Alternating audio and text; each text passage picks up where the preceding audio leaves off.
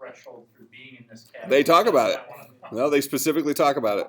Because I want to know, how can you get in that category without actually being that? Something of 70 inches. Customers of size Q&A. What is Southwest Airlines policy of customer width? Why would a purchase a second seat? Oh, here. Why does Southwest need to have a policy for persons of size? As a long-standing policy for more than 30 years that is designed to meet the seating needs of our customers who require more than one seat and protect the comfort and safety of all of our customers. So yeah, that's what we saw. What can you expect at the airport if I'm a customer of size? Probably lots of sweating. Can you ensure no one's taking the seat beside me? If I need a seatbelt extension, do I need to have a second seat? What's like the criteria for being a customer? Oh, it doesn't Right here. focus on weight. Our policy does not focus on weight, and the seatbelt extension is not the determining factor. We use the ability to lower the armrest as the gauge, and the armrests are truly the definitive boundary between each seat. Only one seatbelt extension may be used, and only one seatbelt extension may be used, and only seatbelt extensions provided by Southwest Airlines are approved for use on board our aircraft. I'm only allowed to use one? Man, what if I was one of those dudes that had to like daisy chain multiple seatbelt extensions? Because I can get, if they didn't have a seatbelt extension, I can get the seatbelt on. It just requires a couple of sucking in and some lunging, right? Yeah, it's borderline, but it will fit.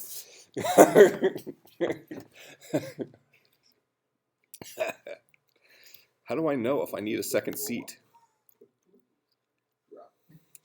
And the thing is, and this must have been awkward for the guy, the way I found out about this initial policy is we were at the very first time we flew Southwest.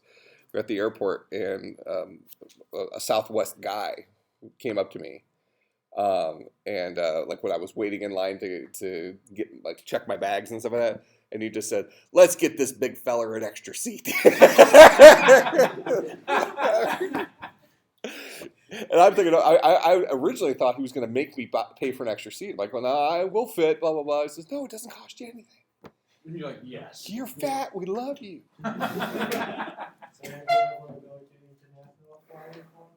Have I? Yeah, I've flown internationally, but not I guess, in a little bit. I don't think they're going to give me an extra seat. Yeah, because it costs like $2,000. Yeah, but see, my hope is with my negotiating skill set, as long as there's at least one extra seat somewhere on the plane, I could probably talk them out of the seat next to me. Even if it is full. Somebody might choose the bathroom instead of me.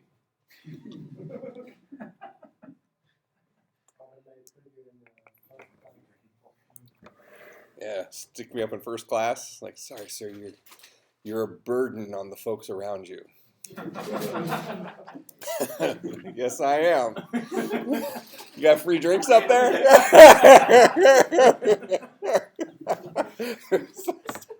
What are we serving for dinner up in first class? Let's get up there. Just abandon my wife. She'll be pissed, but You'll be living it up. I'll be living it up. 12 hours later, I'll just deal with the fight then. Awesome. Yeah, so I strongly encourage you all to fly Southwest. All you skinny people. No, I don't really care about that. Just I like the airline and want them to make plenty of money so they can keep giving me free seats. Delta wouldn't do that. Huh? Delta wouldn't do that. Yeah, I'm gonna understand though, because these last two cruises we've gone on with a couple of friends from our church, and they fly down there using Delta, which goes through Atlanta.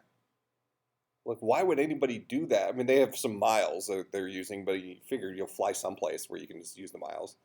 Like, why fly from Milwaukee to Fort Lauderdale using anything other than Southwest when it's a direct flight and cheap? That's like for going from Indiana down to Florida, you take Allegiant. Yeah, it's like the only. Go to Vegas, it's cheap. Well, it's not even just the price. I would pay more for a direct flight, but it's cheaper and it's a direct flight. Yet they're flying into Atlanta, with a 20-minute layover or something like that. And have you ever been into Atlanta Airport? There's trains. Quite large. Yeah, so I mean, sometimes you're in a wrong terminal. You got to take a train. I was there with Tim Huseman, and They're going to rally. huh? Yeah, and he. I was trying. We got separated doing something. I don't remember. I think he might have. I don't remember what he was doing, but I was texting him. I said, "Yeah, just make a right and then get on the train." And he goes, "The train?" I don't think he'd been in an airport that had trains on. Yeah, so we made our flight just barely. I had to use my negotiating techniques in that flight too, because that was seating. You know, like you had an assigned seat, and there was a guy that was seated next to me. You could just see it in his eyes when you start walking out. He's like, so, yeah, let me just stop you right there. I got a student in the back that's willing to sit next to me if you want to trade with him. So that sounds like a good idea. Tim's like, are you serious? Oh. What were we talking about? Oh, we just got this working, right? All right. So now.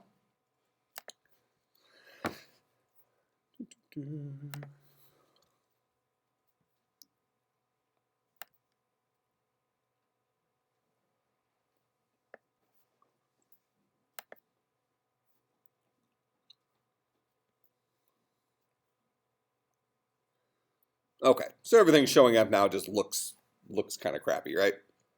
All right, so that's fine. Although I wonder why this guy doesn't have. Is that just because of the nature of our text box?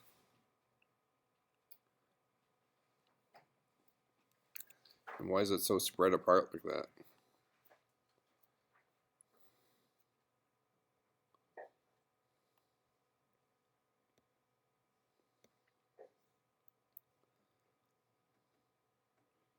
All right. Well, we can mess with that more later. Let's talk about payment providers.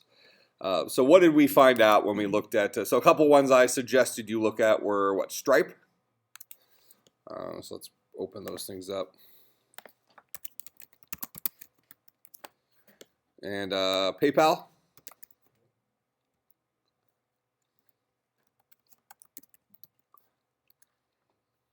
And what else?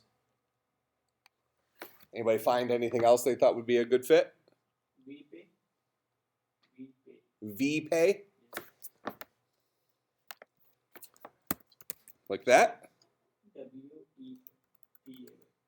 Oh, WePay. Yeah. I saw some ISIS mobile wallet. I saw you. You messaged me. All right. So WePay online payment solutions. All right. So tell me about WePay.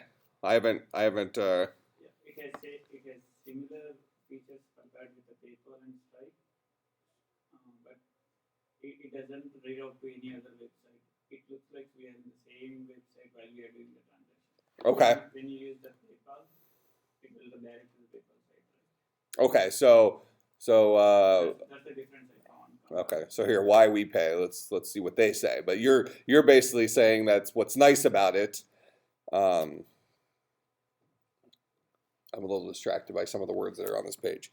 I feel like you've gone off topic like in all classes today.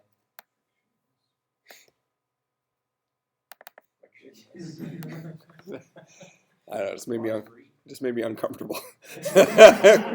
All right. So you're arguing that what's nice about it is some other payment solutions from a user's perspective, they're going through like a PayPal gateway. It looks like PayPal for the payment portion of it, where this will feel like it's a custom integrated something or other, right? All right. All right, so payments designed for your unique needs. Your payments are multi-party payments. They are complex. They're blah, blah, blah.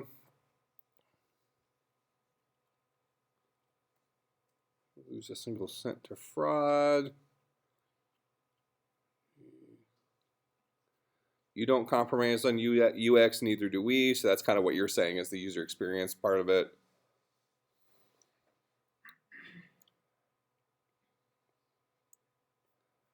All right, so what about, let's look at getting started.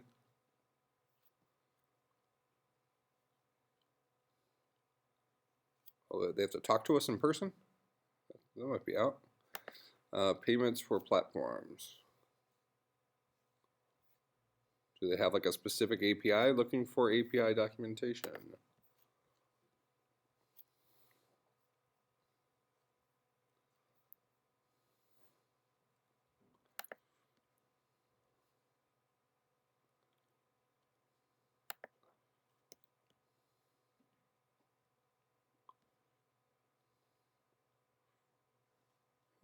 Okay. So no Angular specific, no JavaScript specific. They do have a Node.js. Let's see what those look like.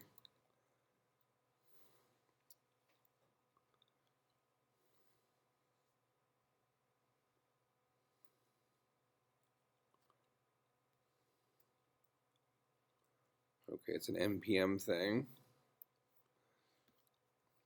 Okay, so let's leave that up for right now. It doesn't seem like this is going to be all that easy to integrate. That doesn't mean it's not the right solution. So anybody else find anything else other than Stripe and PayPal that you looked at? All right, so tell me what you found out about Stripe. This is not Stripe, right? I think it's just Stripe Payments. What's Stripe.com? Oh, is it? That's it. That's Atlas. That one, that's like their new version. Oh, this is the new version of Stripe called Atlas? Or it's like a different product they have. Oh, well, it's a new version and different product are very different statements. Well, yeah, it is a different product. Like, So oh yeah, that's the new Prius. That's an airplane. Global access to startup tools, products.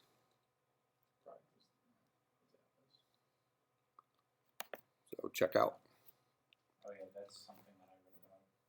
Because that's something that they already like have written in Java. Well, they have it written in JavaScript already, where you can pretty much just like, import that and check out that JavaScript and like super easy, like slick, clean payment thing without leaving your website. Because that's kind of the I guess what I noticed about it is it seems like PayPal, perhaps you may be dealing with somebody that like everybody recognizes, but then you also have to go to their website unless you do like a $30 a month package, which I don't think we want to do. Sure. Whereas this is probably more geared towards like this type of project where it's smaller scale and like, I don't know, caring about how stuff looks and developing everything ourselves and stuff. So, but if we really didn't want to, they also have third-party stuff you could do. Okay.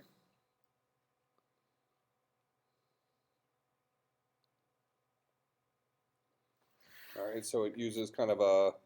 Oh yeah, and I know like the reason that you can do it, because the thing you have to worry about if you do everything on your website is like how the card numbers are secured, because you don't really want to store those, like for Right. example in Angular, like in a scope variable or something like that. Mm-hmm.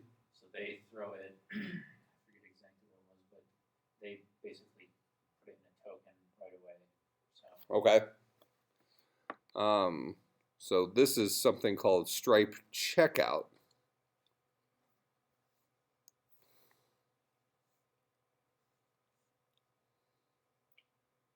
That limits it to a card though, doesn't it? Easy to implement. You could integrate checkout in a few lines of JavaScript. Normal Stripe tokens for use on your server. So we wouldn't need a server for payments on. No, I don't think so.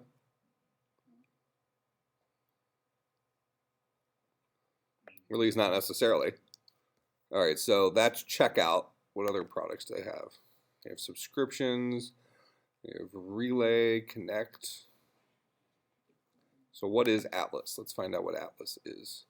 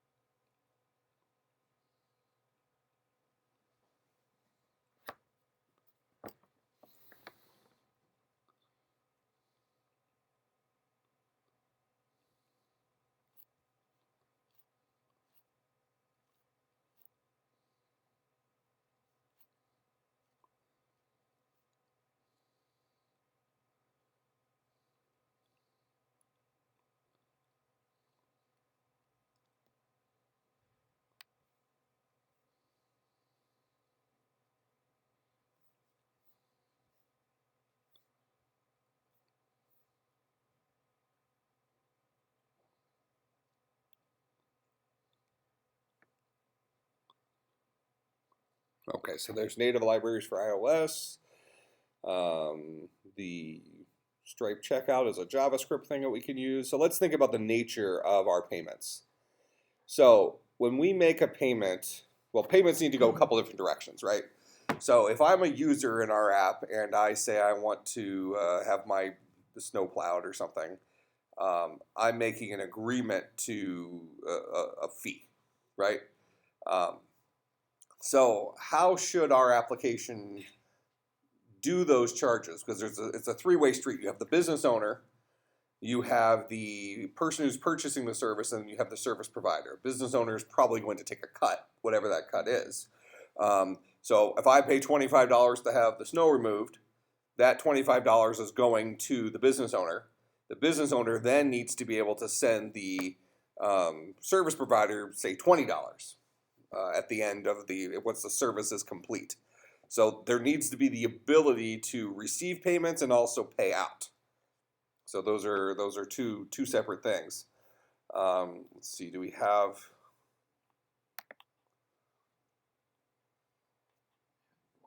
You can look at the documentation at the top too. Well, from what I understand about Stripe, I've used it in some projects before, but not their newest iteration, I guess. But you have a Stripe account, and payments come into that account.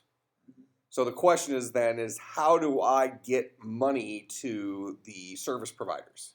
Well, okay, so on Stripe, can't you like sign up through a bank account? Mhm. So wouldn't you be able to transfer to users through their bank accounts? If like say the provider signs in and uses a bank account, can't you send them information through that? Or send them a payment through that? Well, we could have the providers establish an account somehow, but we still need to be able to send them money. So let's see if it works with any type of business.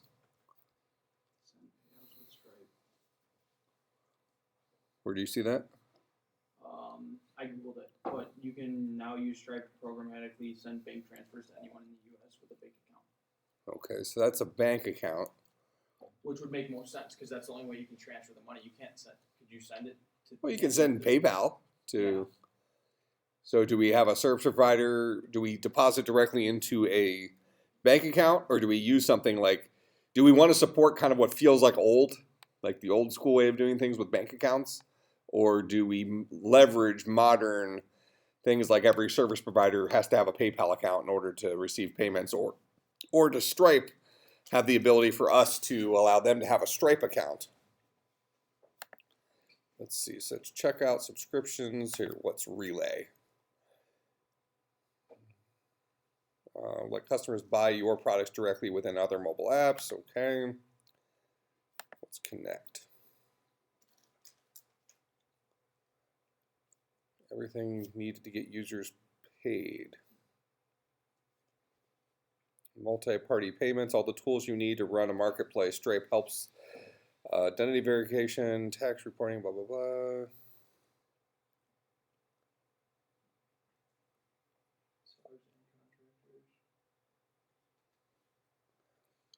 So spin up accounts and enable payments for your sellers, vendors, contractors, or fleet with as much custom control over the experience as you'd like. Set up.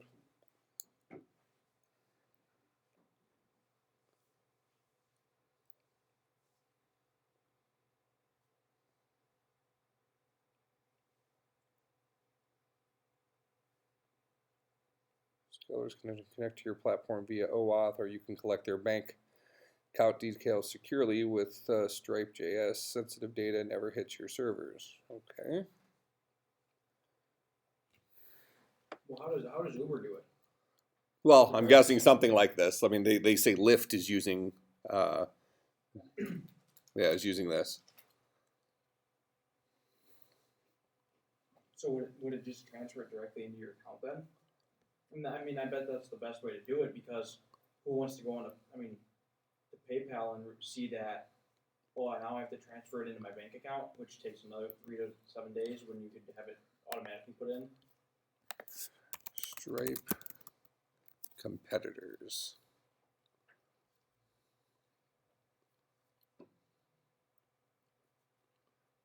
Stripe payment competitors.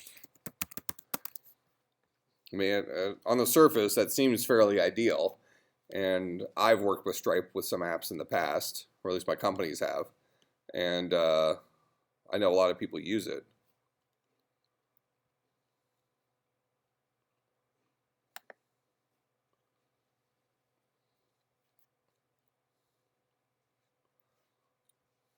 Google Wallet, WePay, to checkout, authorize.net. This is a really old thing. I mean, I use that in a really old business. That's just a credit card processor.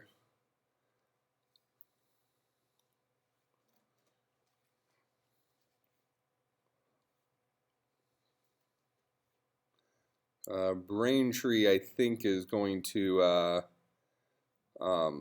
not help us on the paying out side of things.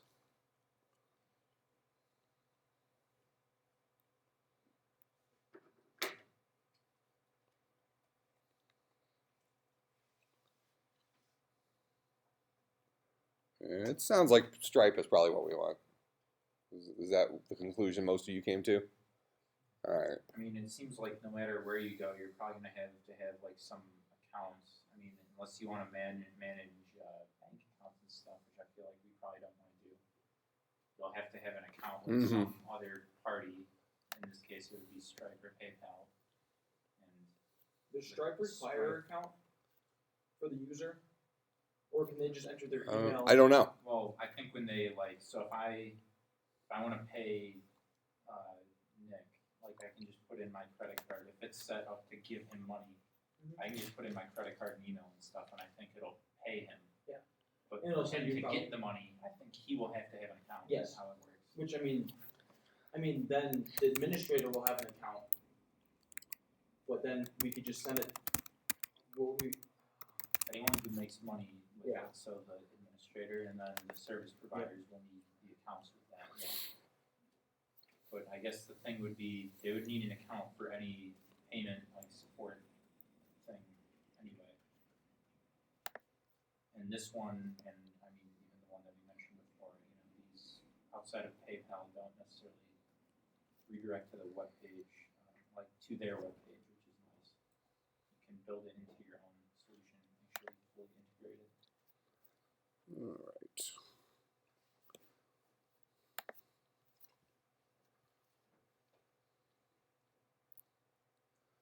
All right, so let's look at how we do some of these things. So this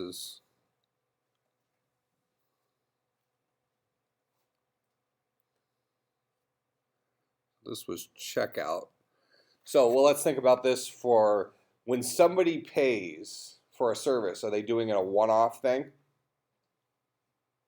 And then because it looked like that checkout thing could store their credit card information for later by just with their cell phone number or whatever.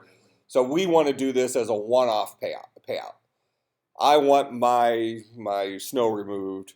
It's going to cost you $25. Okay, and you pay the bill. That goes to the business owner. The business owner kind of holds it in escrow until the service has been provided, and then they could either refund it back to the owner. I assume we'll have to see how that might work. Like, let's say I want snow removal. You're the owner. Okay. So $25 went to you. Yeah. The provider, Curcio, never actually does it. Okay. So now you're going to refund the $25. Chargeback, right? Yeah, charge back to me. I think there's $15 fees for those, but I know PayPal's was more highly. It's possible. Oh, you mean you read about that in Stripe? Yeah. It's only a fee. A chargeback is going to be if I call my credit card company and. But if you refund it to me, I don't think there's a fee. Correct. Yeah. So we would have to handle that then as well. So let's see, Stripe overview, an optimized payments form for web and mobile. So this is probably what we'll start with. How is Connect different? Stripe is for accepting money on behalf of others and gaining access to their data.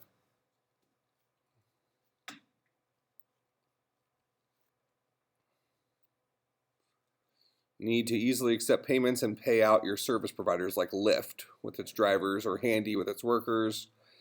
Okay.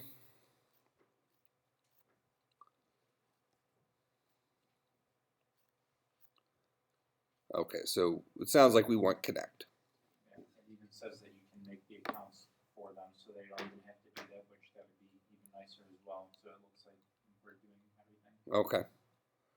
All right, so getting started.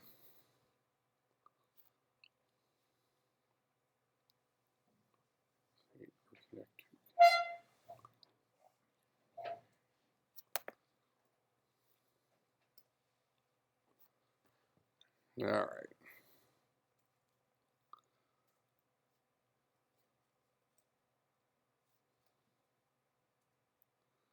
So we have to register our platform.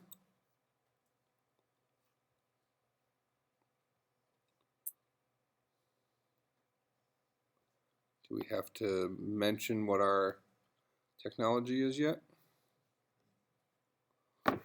See, what I really want is we'll create a test flow for this, but what I think I ultimately want to do is to actually, hold on, for Firebase.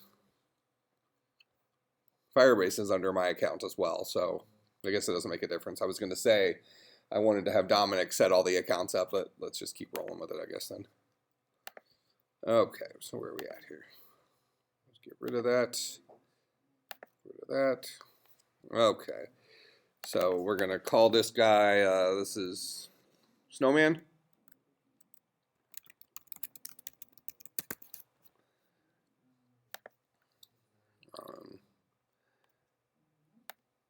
What's actually the name of his business? Didn't we have it on the eyelash? So it'll probably be, was it ILASH? We'll just say .com.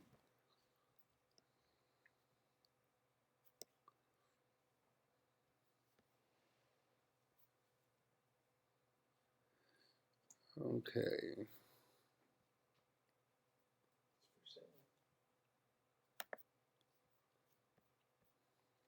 All right. So we have that guy set up, I guess. Let's go back to the documentation now. We're going to connect. Create or connect to accounts for your users.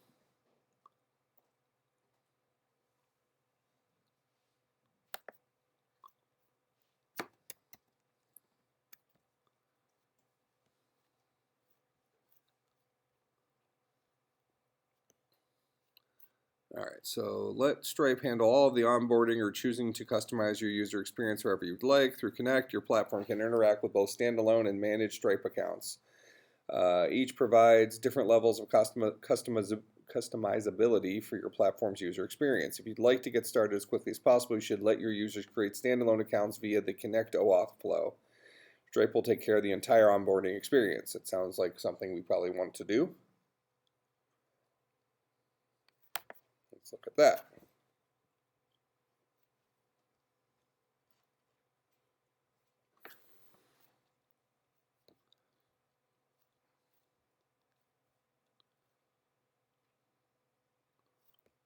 Oh, so this is going to end up taking them to Stripe, though.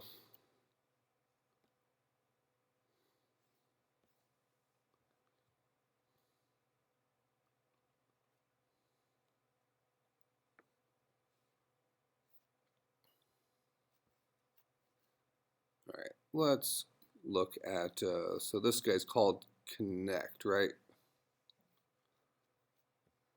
Let's look at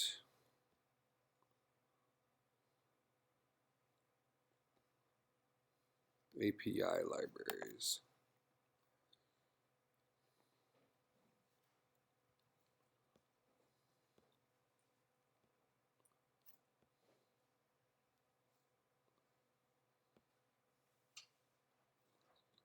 All right, here's Angular Stripe.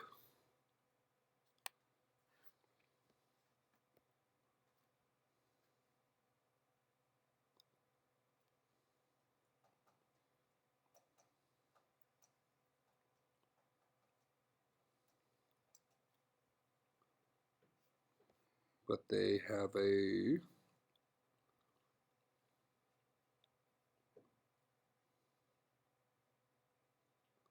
oh, here's Stripe Fire. that gonna be a Firebase thing? No. Yeah, it is for Firebase, but it's a Node.js module. I'm actually looking where the iOS stuff is. Oh, it's up here. They have specific stuff built in for iOS and Android. I think it's like a CocoaPod thing. Yeah. Go API docs. All right, so let's look. So it looks like Angular Stripe was probably what we're going to need for the Angular side of this. Returns promises for token calls. Angular provider for an easy interaction with Stripe.js. Angular Stripe wraps Stripe.js's async operations.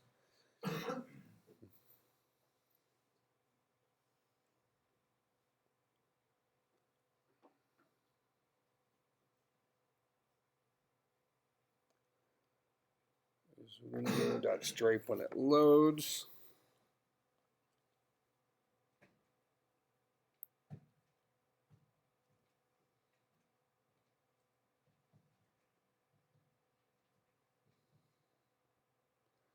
All right, so that's Angular Stripe there.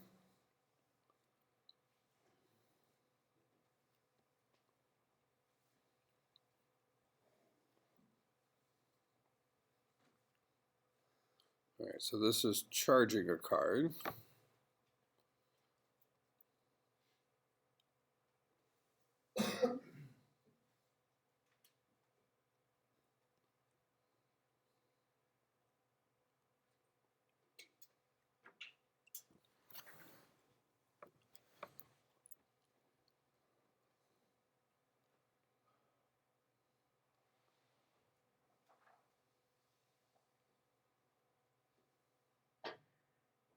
Yeah, see this, I really liked what I saw from that first thing. What was it called? Connect?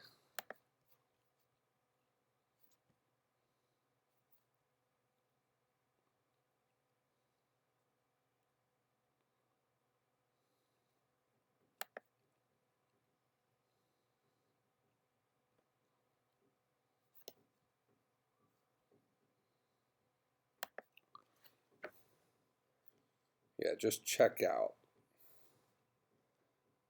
This made it super simple, it looked like, to actually have somebody check out. Yeah, so here's a test card number. Let's just look at that. So pay with a card.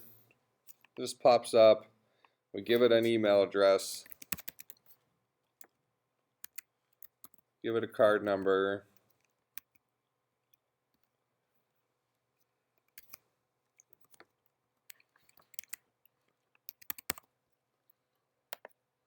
Remember Me just puts in a phone number.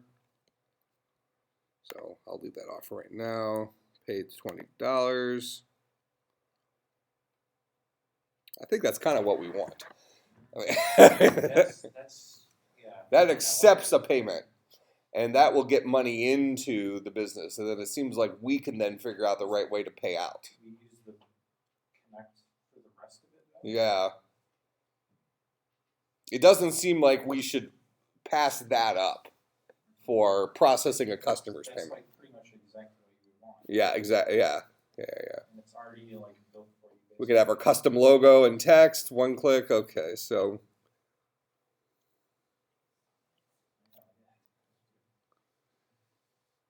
let's see. Checkout must be loaded from checkout.stripe.com/checkout.js using a local copy. As we release new Stripe features.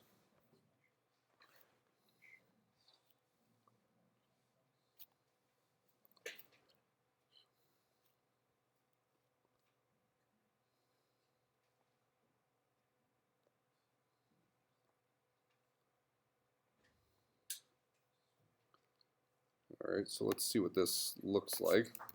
So this is just a web form.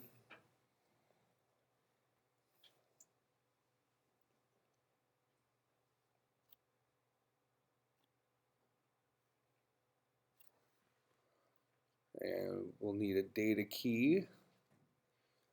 And that's the amount.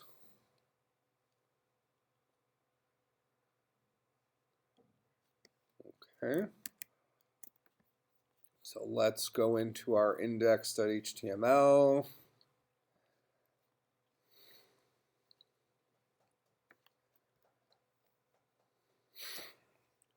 All right, and just for right now, let's go ahead and give ourselves that form.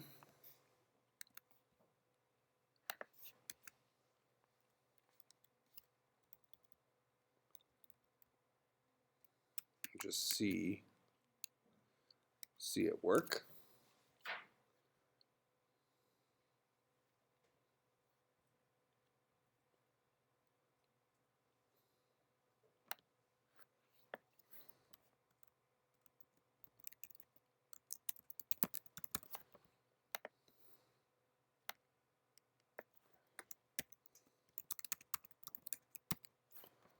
Snow removal, and then what's the name of our image? So it's images slash eyelash underscore logo.png.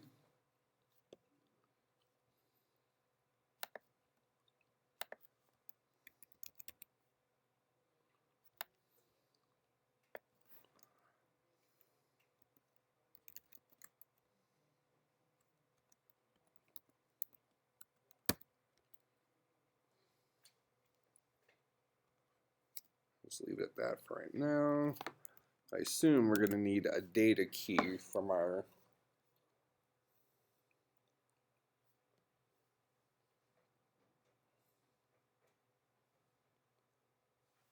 so let's see what that looks like.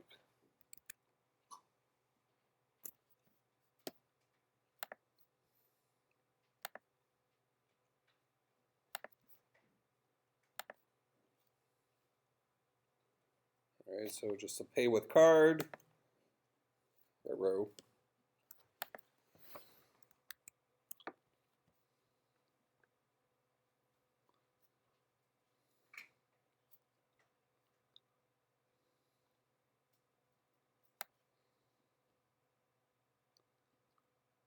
Didn't like this charge action.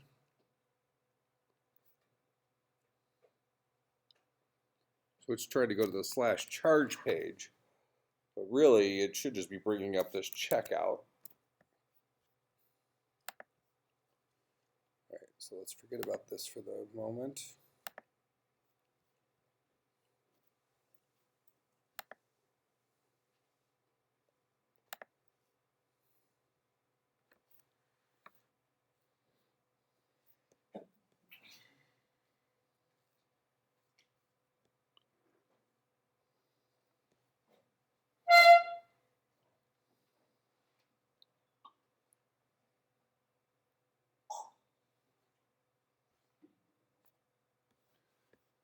So it says,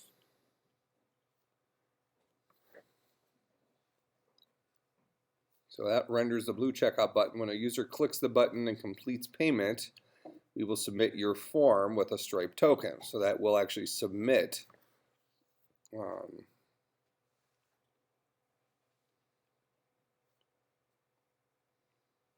that to, in our case, slash charge, which isn't a thing, but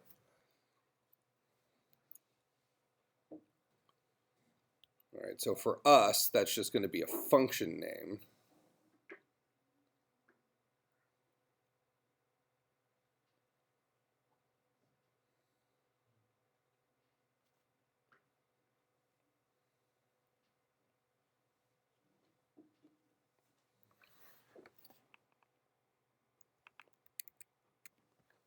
Let's just take the action off of that for right now.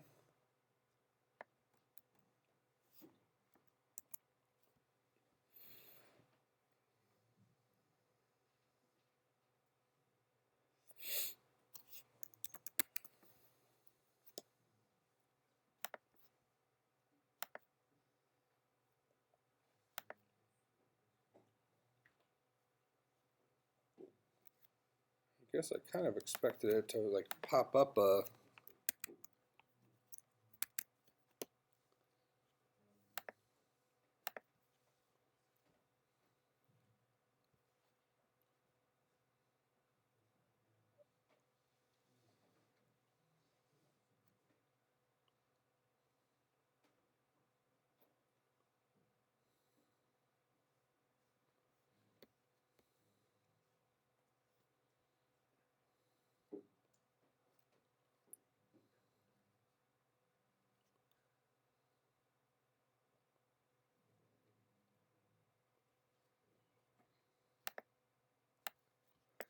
let's look at their test thing again.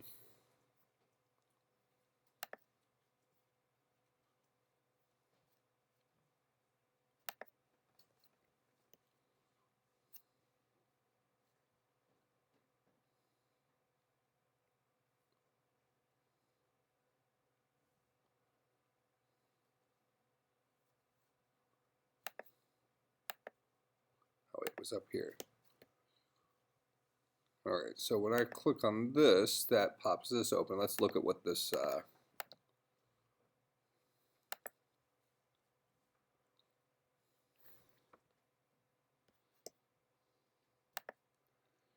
4242.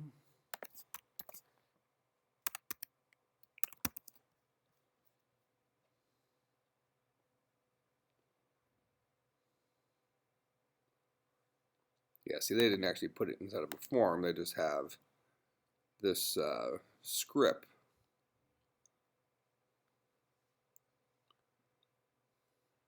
Inside of a container, and that's what popped open the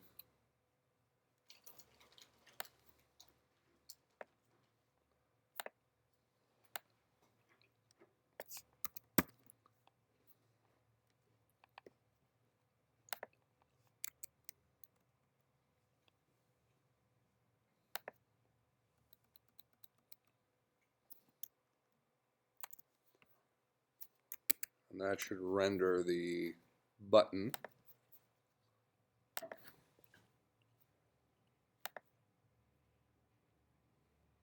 Well, why isn't that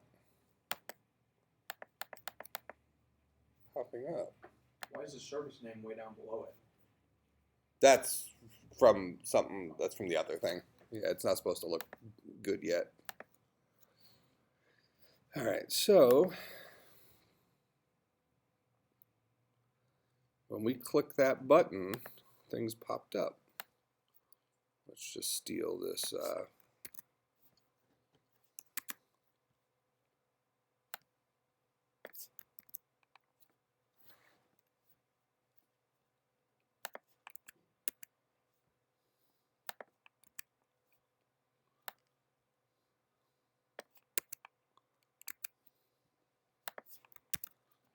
See if this works right now.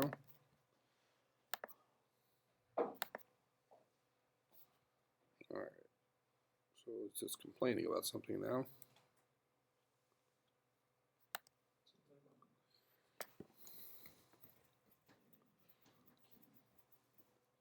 Oh, it just doesn't know about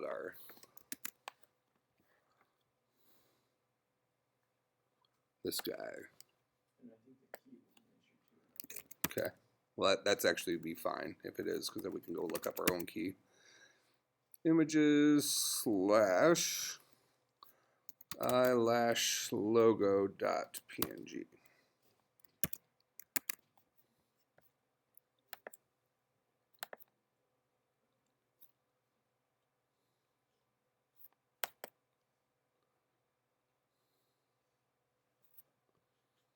Shouldn't something be popping up here?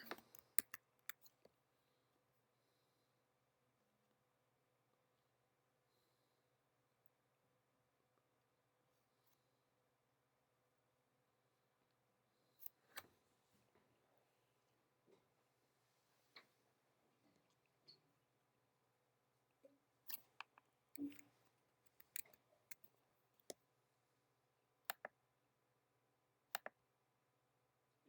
missed the class for the particular day. I missed what? The class after the CSS for the class. It's strike button. It's right there.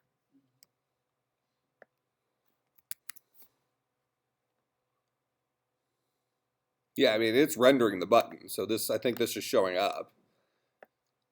What's that? What's the strike button container? Yeah, that's what I'm. Oh, you're talking about this. Oh, I would hope that doesn't mean anything. I think that's just giving a class to that div, but that's not in our CSS. They have a CSS up here probably somewhere.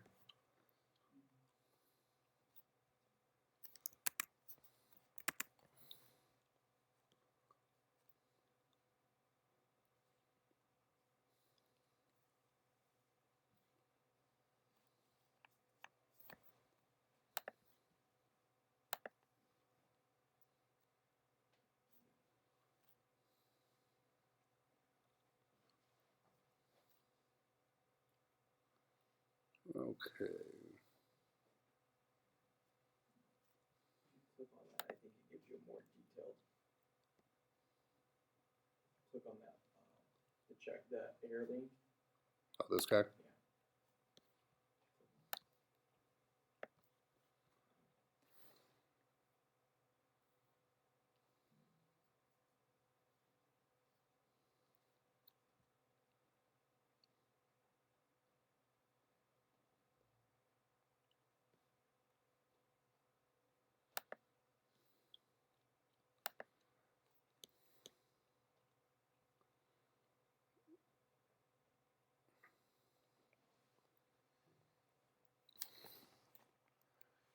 Images, eyelash, logo, PNG.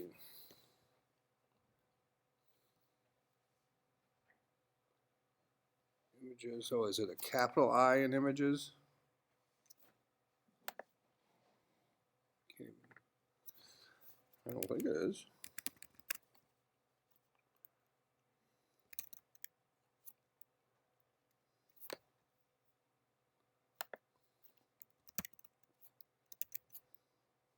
No?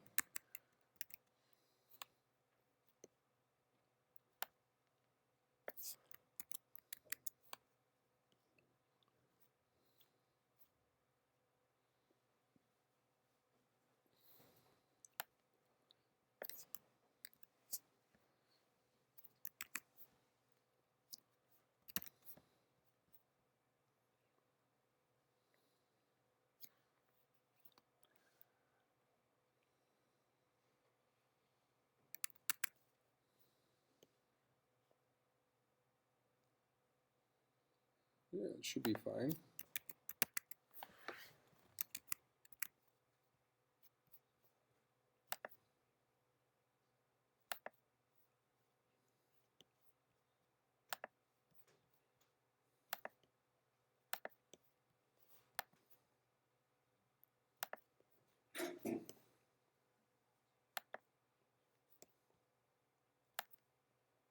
You didn't click this time, that time, did you?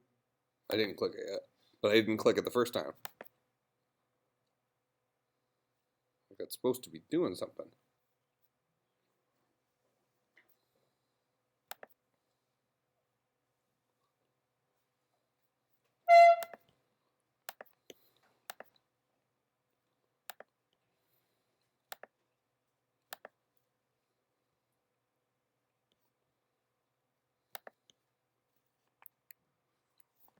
Pay with card. I mean, the button's clicking.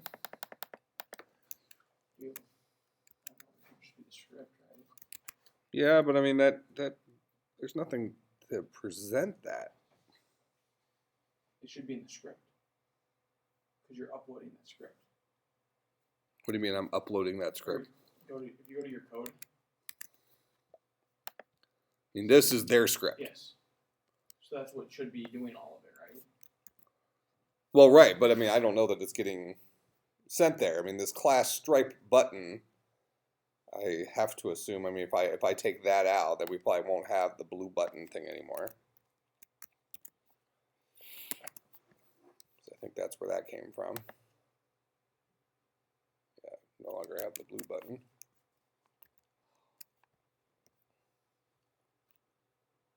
And now this thing's inside the button container instead of a form, but that matches how theirs worked. We're over here in their page, and this is their button.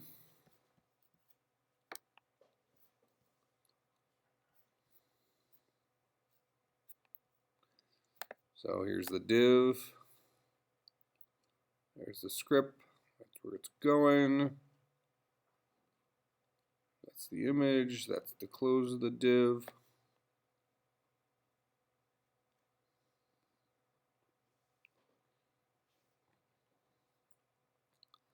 And when I click that button, stuff happens.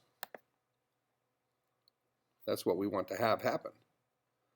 And that's all because it's going to the this checkout Stripe site.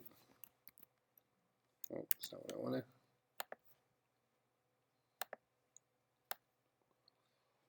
I mean, this is their JavaScript. And they said, I mean, they said specifically not to download this because that'll, you know, they can't guarantee what'll happen. So this.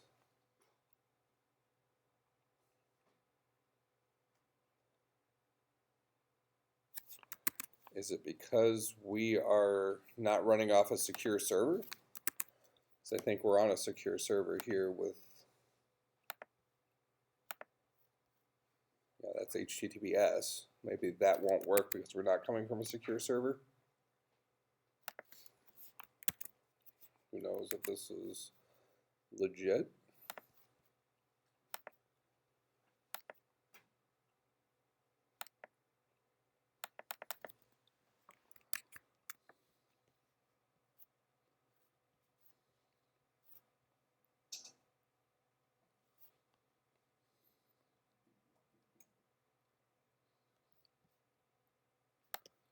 Let's get rid of all the other stuff down here.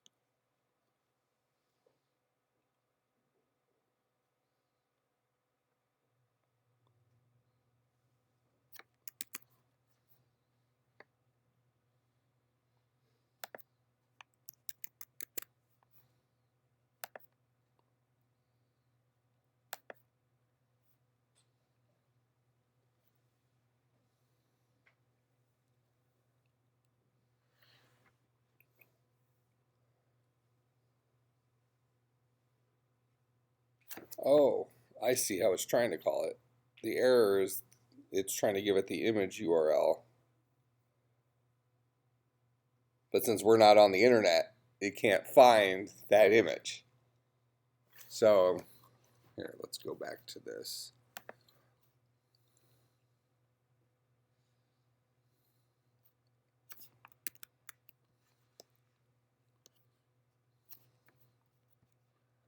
Let me put my other thing back in here.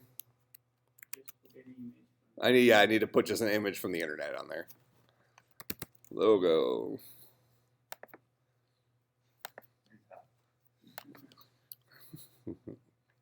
Copy link address. Down. Not too much.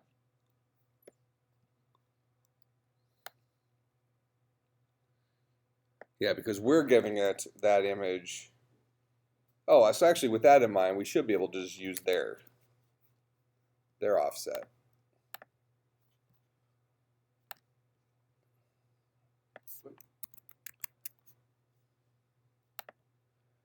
Because it's doing it off of Stripe's account. We'd have to give it a URL on the internet.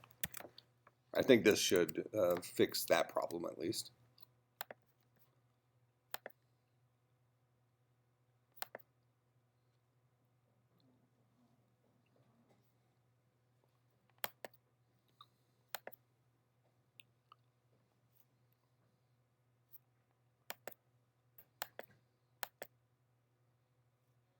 Okay.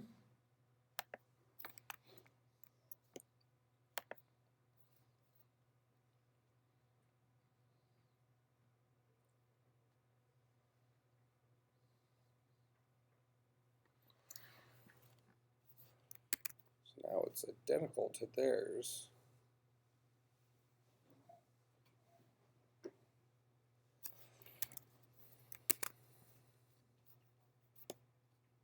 Do we need any form for posting the data? We shouldn't. I mean, they're not using one. I think the form, what it's saying is it calls our form at the end. So if we actually need the response information from it, which we probably will, then we need a form, but we should be able to give ourselves this experience.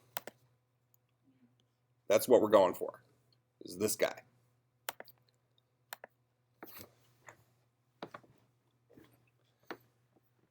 this is what it looks like on here. Let's just copy this again and paste it in there just in case I made some changes. I don't think I did. Did you include JavaScript or the Stripe.js up top? No. I didn't think we had to. I don't think we have to.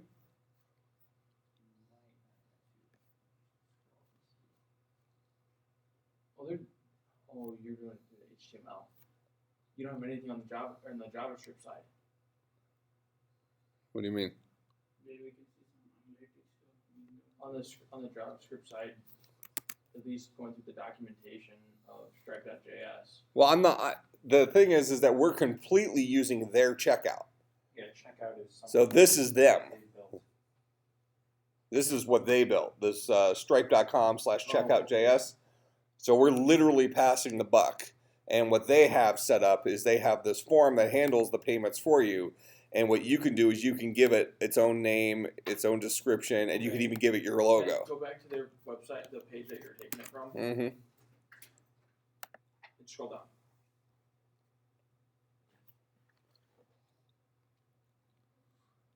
Okay. Is that what you wanted? That's the form that you need. Yeah, that's method post is Well, right. But what I'm saying is that I am doing identically to what they're doing up here. I opened up their source code, and they have this button up here, this magical button. That when I click this button, what we want to happen happens. And that button is not inside of a form. I think having it embedded in a form here means that at the end, it'll call /charge and pass it the new data.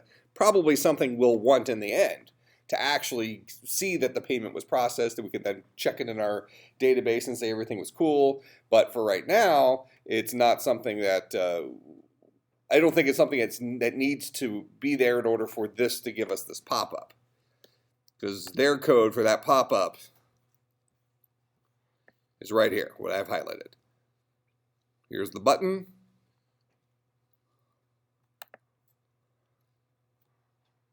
When the button is clicked, it should Right be below it, there's the button type submit. where? Right. when you're clicking on the page. I don't see what you're talking about. Right below what? Why did it show up? It shows mine differently. I'm in the source code of Yeah. the actual page.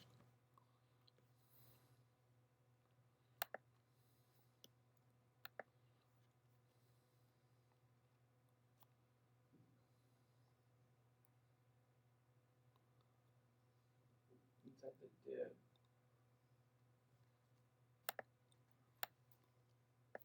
So striped button container.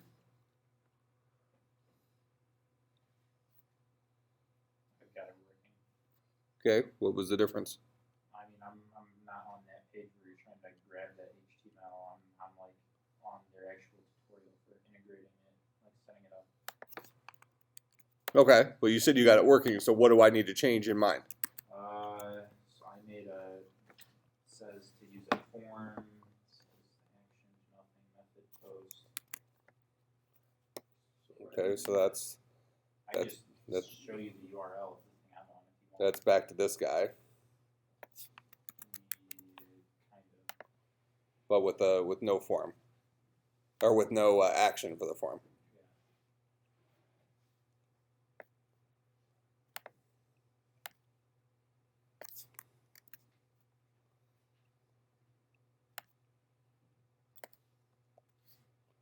Probably also So don't. mine, it says action is, I don't know if it makes a difference. It says action to empty string, basically. Okay, I don't know if that affects anything, but good. So it has an action, just the action doesn't go anywhere. I don't think it matters. I'm just testing it. Either way, okay.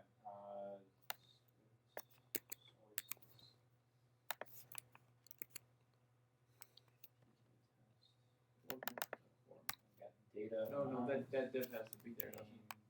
No, I took the other one out. But it goes to that is authenticated is true. No, Oh, all this okay. stuff is Yep. part of that. Yeah, that pretty much is what I have, and that works right now. What do you get there? Okay. It's gonna say whatever about the picture, and then it'll still just go in here. I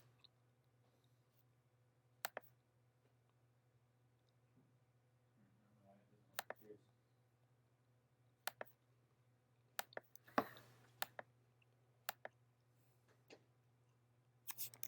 Maybe it has something to do with this page reloading. Do you have it working in like the context we have it here, or you just have it on its own? Threw it in an HTML. Just a That's plain- not a HTML, plain it's not Jane even- page? It's not even in div. Okay. Yeah, the impression I have here I can try it from stuff. is that it has to do with our page reloading. Because when I clicked it the first time, I saw it kind of flicker, and the new thing popped up.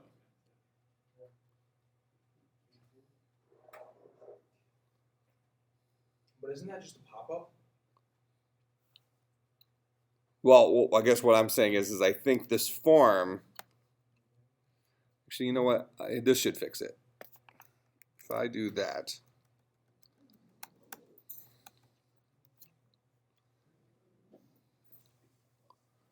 And I'm just going to put that form at the very top, not inside of any of our if stuff. Because I think it was just getting kind of like squelched by everything else. Yeah, that was a problem. Okay. Because what was happening is when we clicked it, it forced an event, which then caused our Angular to refresh the page. And since this guy was inside of an ng if, it was squelched from showing up. Because the reason I thought that is I saw it flicker for a second. Okay, so then with that in mind,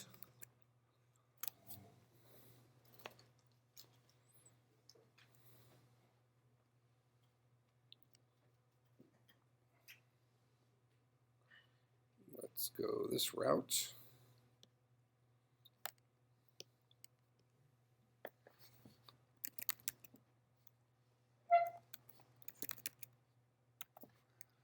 Images slash. _.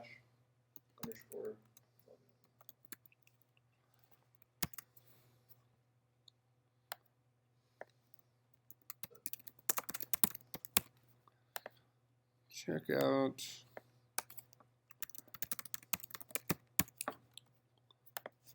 Leave the rest of it alone.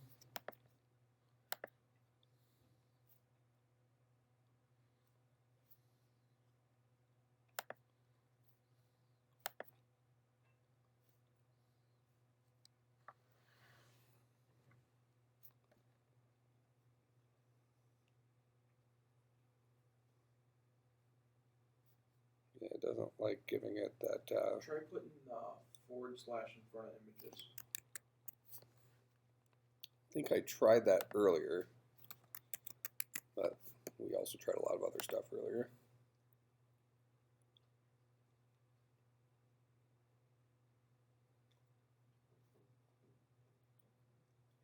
Yeah, it wants it just to be on the web somewhere, posted somewhere, so that really shouldn't be an issue.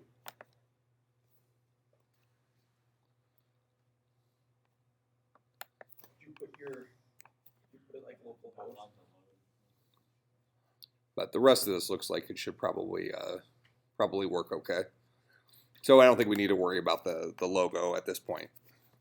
So what we need to have now is we need to think about our workflow of this. When do they actually go and pay? So you create the order, then you click submit, and then pay. Correct. Yep. So the idea here is we need to think of it. It's got to be a back and forth. So we'll create the request. When the request is accepted, so that'll actually be interesting. How do we want the workflow to work? So I've gone to the website. I say I want some snow removal. I've put a request out there for it. I don't know when it's actually going to when somebody's going to pick it up. So so now let's say you're the snow removal guy and you've gone on and you said, okay, I'll accept this job. Okay, at that point in time, the contract is not made until I pay. I mean, we kind of see the back and forth here. So typically the idea would be that I want to, when I request a job, I probably want that to be the end of my obligation. So maybe what we do is part of the request is the payment, and we actually make that payment to the owner, whether this thing gets picked up or not. If a service provider doesn't pick it up in time, then we'll reject it and refund the person. That makes sense? Otherwise, there'll be too much back and forth where I ask for a service, the service provider accepts the service, I'm then notified that I have to go in and pay for the service. Then the service provider is notified that the service has been paid for. He can then go and provide the service. There's a lot of back and forth there, as opposed to the service provider trusting that when a request was made, the payment's already been processed, and that the trust is at the owner of the business. So in this case, Dominic, who says, I've charged this. So now you can go and perform the service and complete it. So what we need to do for your homework assignment, and this is related to your application. All right, so for your application, whatever the application is that you're working on, and we're starting to get to the point now where I need to make sure you submit stuff via GitHub and also give me some screenshots. So I can actually see what you're doing is working, since you're deviating from what we're doing, is there should be a scenario where a payment is initially collected using Stripe, and you should be able to show that payment has arrived on the Stripe backend. Right? Stripe, I'm 100% positive of this, even though we didn't look at it today. They have a development mode, so you don't have to put in. You don't. I know it does. Right. You don't put in real credit cards. Nothing's really getting charged, but you'll see it. You'll be able to show me a screenshot on the Stripe side that says payment was processed, that kind of stuff. So the idea is that you'll have your entire Stripe thing set up. You'll be able to accept real payments. We'll see those payments in there, and then when you've done that, then you should notify, there should be the thing that shows up, kind of whatever your equivalent to this is that a service has been requested and paid for. That makes sense? So right now I'm saying, I want my snow removed, here's the money. Whatever your app is for the equivalent of that, where the person has made a request, they've paid for it, now the person on the other side should see the list. You might already have that in your app. But when they see it, they can make the assumption it's already been paid for. So when they accept it, that's moving on. So what we'll do next time is we're going to have to build our request form to allow them to put in kind of size of driveway and that kind of stuff. So we'll have to fudge that a little bit and figure out what makes the most sense for us. I'll try to talk to Dominic between now and then, but you see him pretty often, right? Oh, you don't see him? I thought you bump into him all the time. Oh, you just know of him. I know I'm like acquaintances with him. Oh, but I don't. You don't see him that often. No. Okay. Well, if any of you bump into Dominic before that, what we need to figure out is how are lawns estimated. I'll ask. If I see him, I'll ask him. Because we have a decent idea for driveways, but how do we estimate the size of a lawn? Okay. All right. So I'll put that assignment in writing up. Actually, I'll just do it here in a minute. And so make sure you submit as many screenshots as you can, as well as your code on GitHub. And I'll push this code to GitHub now. All right. I will see everybody next week.